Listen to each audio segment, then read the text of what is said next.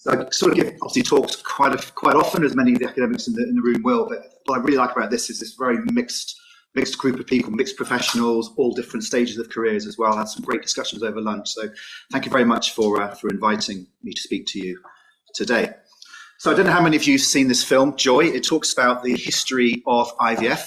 It follows the three pioneers, Jean Purdy, who's the world's first embryologist. On the left, we have Patrick Steptoe, who was a gynecologist who brought laparoscopy to the UK. So it was at the Royal Society of Medicine when Robert Edwards, the scientist behind all of it, saw Patrick Steptoe give a talk on this newfangled thing called laparoscopy. And he showed a video visualizing the moment of ovulation. And that was a eureka moment for Robert Edwards at the time to think, this is how we can get eggs for IVF, because before that, it wasn't possible. That was in the late 60s. And the program, the film, really shows all the trials and tribulations of the women and the scientists who were going through countless numbers of IVF cycles. And I have a slide that sometimes I show. It was the first summary paper published in the British Journal of Obs and Gynae, and it went through the first 100 IVF cycles that they did. And all of these IVF cycles required a laparoscopy operation to get the eggs. Involved these scientists driving all the way from Manchester in the mid-70s, from Cambridge all the way across to Manchester to do 3 o'clock in the morning laparoscopy. And the success rate was about 1%. So I'm on the board of the HFEA. So the HFEA is the UK regulator of fertility treatment and research. And I love this slide here. The top left, looks at pregnancy rates per embryo transferred over time. So the HFEA came into being in 1991 after the Act of Parliament in 1990. I first started working in IVF, doing a research job back in the mid-90s, about 1995. So at that time, an 18 to 34-year-old woman, the best prognostic factor age group, 18 to 34-year-old woman had about a 10% chance of pregnancy per embryo. We're now up at over 40%. And I love to tell my friends who've gone into cardiology, how many of you had a 400% increase in outcomes compared to what we've done here? Now, over that time, we've also seen a massive reduction in the multiple birth rate. So again, when I started in IVF mid-1990s, a 30% multiple birth rate per IVF cycle. And of those, 5% were triplets, which is really high risk. 25% were twins. And we're now down, the latest data is actually 3.6% in the UK. So some of the lowest multiple birth rates in the world with some of the highest success rates. And that's all come in particular through laboratory type work. But this is Bourne Hall. This is the world's first IVF centre. This is where those scientists were based in Cambridge. This is London Women's Clinic just off Harley Street. So there's a lot of private practice, obviously, within IVF. And this would have been a standard setting to have fertility treatment or IVF over the years. The patient coming in and seeing the consultant within a bricks and mortar type clinic, and then the testing and semen analysis testing or the egg collection, everything happening within a bricks and mortar clinic. And this is how medicine has been within reproductive medicine from the first days of fertility of IVF all the way through until pretty recently. But it's obviously changing very, very quickly. And we've already mentioned some of these things here. A lot of the change is because of the direct-to-consumer tests, and it has altered my daily consultations with patients, because patients very often now will have had these tests, very often completely inappropriate tests for their clinical situation. And as all of you will know, most of you will know, the more tests you do, because statistically the way it works with normal ranges, the more likely you are to find an abnormal result purely through chance, not because there's anything underlying wrong. And in particular, that's true if you're just doing a range of tests just because that's what's offered by the company that's selling them to you.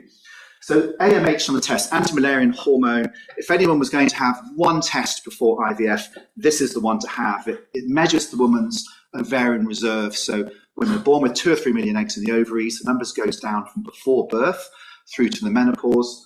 And AMH roughly counts the numbers of eggs. It is worthless for predicting natural fertility. There is no point in doing AMH to try and assess your chance of natural conception over the next 12 or 24 months. Worthless. It is not good for diagnosing menopause. The recent British menopause guidelines and the RCOG guidelines say do not measure AMH to diagnose menopause. It is outside of any PCOS diagnosis guidelines as well. But the companies selling this list those things as a reason to do it. And it's wrong. It's outside of any evidence-based guidelines. And concerningly, if people do these tests and the result comes back outside of some normal level, that might actually be important for them, but it might also not be important for them. Without any clinical input into what this result means, it can be very, very concerning. And this is very easy to do. It's wrapped up in many of the online tests that are done, or it's just done as a single test on its own. It's a pre-IVF test. Doing it outside of IVF is generally pretty worthless.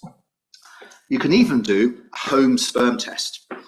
So this slightly blew my mind when I saw this was being sold, because when we do sperm tests within a clinical setting, whether this is within an NHS hospital or whether it's within an IVF lab, you really want to be analysing the sample within an hour.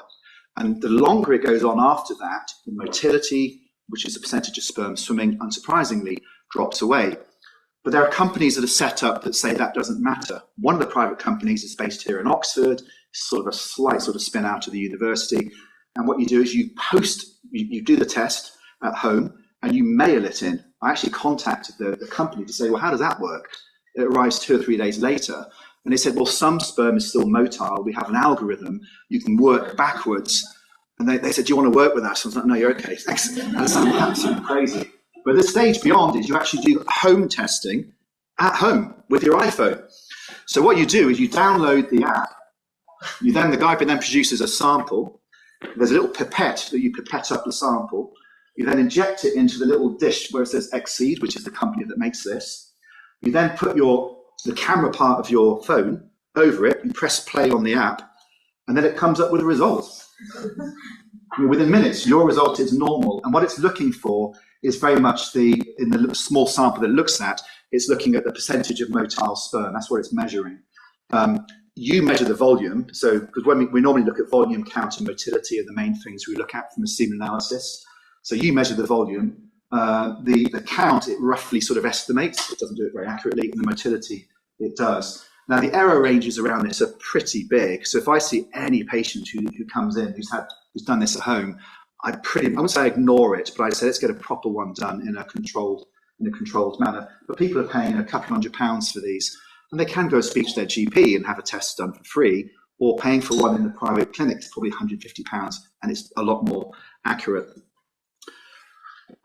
And then I know the talk afterwards actually is on gut microbiome, but microbiome has come into fertility really strong in the last 2 or 3 years, and barely a consultation will go by without the patient saying, should she, potentially should he, get their microbiome, sort of vaginal microbiome checked. And Instagram and TikTok are full of influencers suggesting that every woman who's even thinking about pregnancy should have her microbiome done. But again, you'll see here £100, snapshot of your vaginal microbiome, and then at the top up there, it's got fertility implications.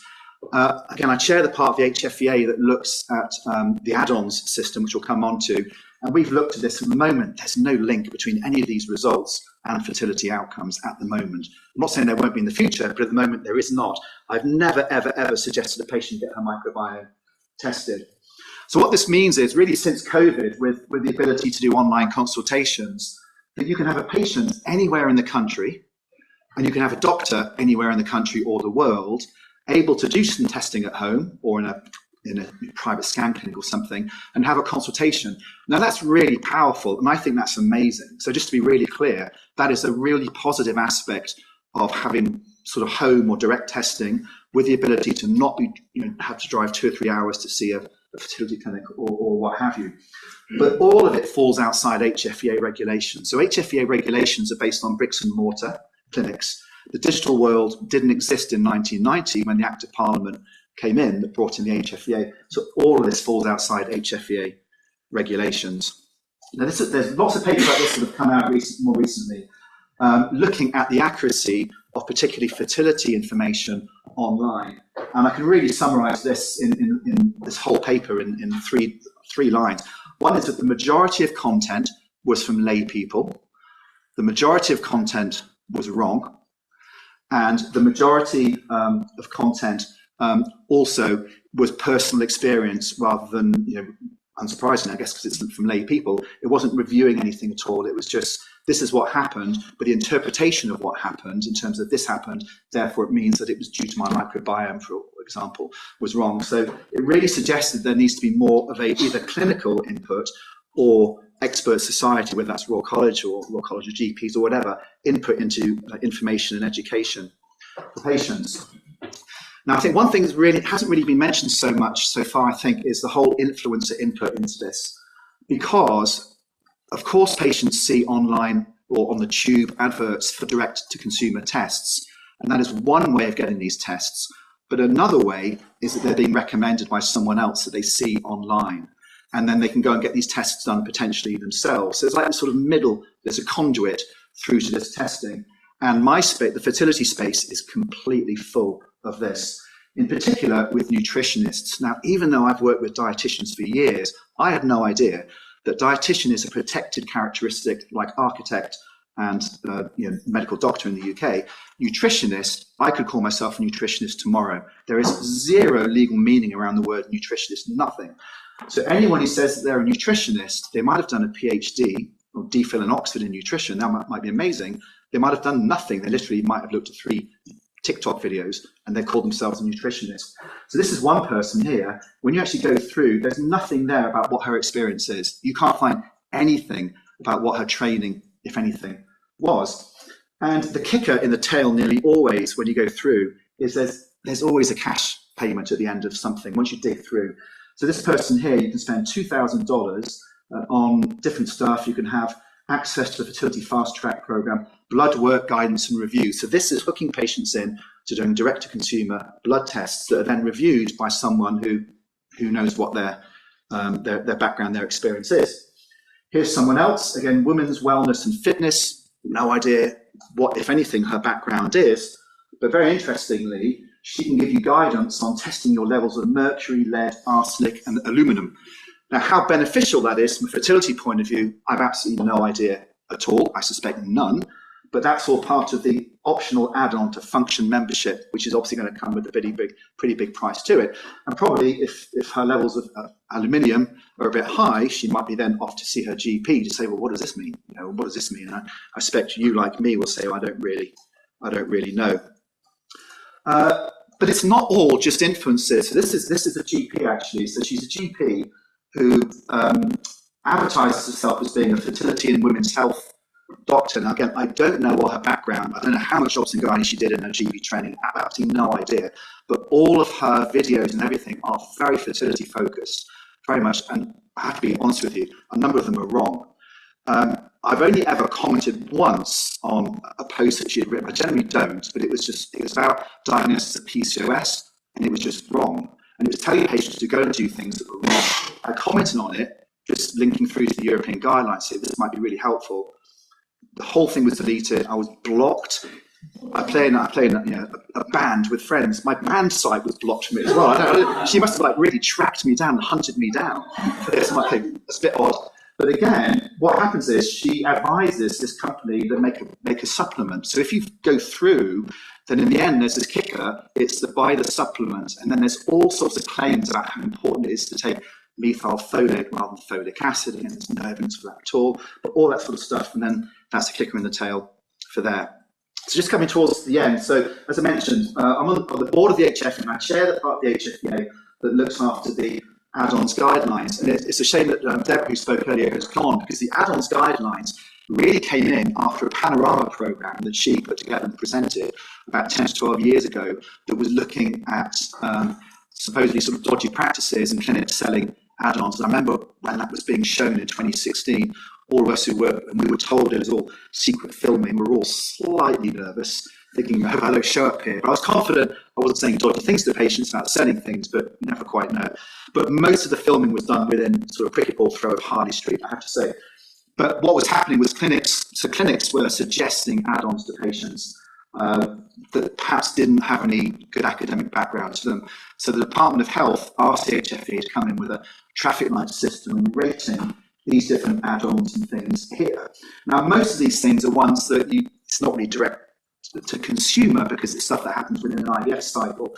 But because of the whole growth in the microbiome and sperm DNA fragmentation testing, which really is direct to consumer, we've actually changed the definition of add-ons within the HFEA so that we can branch it out more to include this. So in our next meeting, which is in June, we have external statistic experts who go through all of the meta-analyses and absolutely everything that's there. And we're looking to give a rating to microbiome testing for fertility and miscarriage, and also sperm DNA fragmentation, and it will come up on here, meaning it's worthwhile, it's not worthwhile, whatever it might be in different circumstances.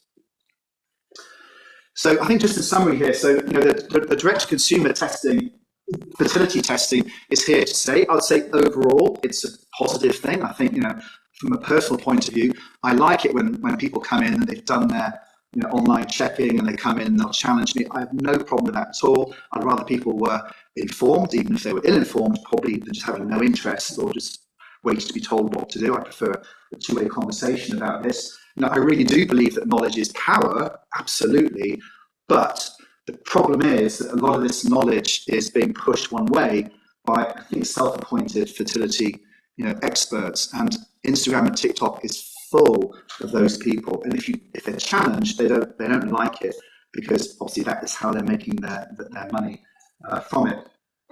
So at the moment, there isn't really any patient consumer protection from unnecessary tests. The HFEA has zero regulatory role in this zone, because the HFEA is there to make sure that licensed clinics follow the rules of Parliament that were set in the 1990 Act. So none of this stuff is in the 1990 Act. So there's zero regulatory role for the HFEA here, but we can publish guidance, for instance, for the add-ons and coming into that. But it doesn't mean we can stop people selling this stuff or anything at all. I honestly do feel that with the explosion in this home testing, it is leading to certainly overdiagnosis, potentially worried well. And I asked a question earlier on about fertility and the package of tests there, and they do a lot of good stuff at fertility, absolutely. But I have seen patients who've come in with a LH that's just below the normal range, and they're worried about it. It's not even a test I would ask for a patient to do with regular cycles. It's a worthless test. So some of these testing, if it's not done in a clinically appropriate way, it doesn't add anything. And if it's a bit abnormal, it just causes anxiety for people who are probably already anxious because they are not getting pregnant in the time frame that they want. And just the last thing is that I think the more I feel it's beholden on us as professionals working in this space, also whether it's British Fertility Society, menopause, because menopause falls very much into the same framework as fertility as well, to try and counter the myths as much as possible. I don't think we're going to be able to regulate it out of existence, but going back to that TikTok paper, the people who are posting this stuff and the algorithm takes patients towards it are people who aren't coming from the background where they probably have the training, and there's all these conflicts of interest. Now, because of this, my daughter, who she did biology at uni, and she was asking me about contraception, and she was saying, "Oh, there's all this stuff I've been seeing on TikTok, Dad, about how dangerous the pill is, and I think it's really bad, and so I'm stopping the pill." I was like, "Okay, well, why do you think that?" This is a biology graduate, and she said, "Well, it's all over the place." And what was happening was, the more that she looked at this stuff, then the whole algorithm sent her more and more stuff saying the pill is really bad, it's really dangerous. Loads of her friends were just coming off the pill, and I'm sure the GPs in the room will recognize this, obviously with a consequence potentially of unintended pregnancy. So she said, "Dad, you should do this." So despite being in completely the wrong demographic, my daughter, over a sort of a holidays, helped me put all this stuff together. I wasn't even on Instagram. Okay, it wasn't of interest to me at all. But I pretty much, and I'm not linked to any IVF clinic, so there's zero financial gain for me at all in this, was to just do some things there, just about, what does, what here? Why am I not ovulating? What's the best measure of IVF success? That sort of stuff. And I quite enjoy it. It's quite good fun. I literally on a Tuesday night at 7 o'clock, I press the button live, and then people just type in questions. If I don't know the answer, I say I don't know the answer. But if I do know the answer, I tell them the answer, and then I put it online the next day. It doesn't cost me anything. It costs me 1 hour of my time a week, and that's it. And something I quite enjoy. And I think the more of us that do that, the more that we can counter these myths with truth. And if you want to connect with me, if you want to follow me on Instagram, there you go.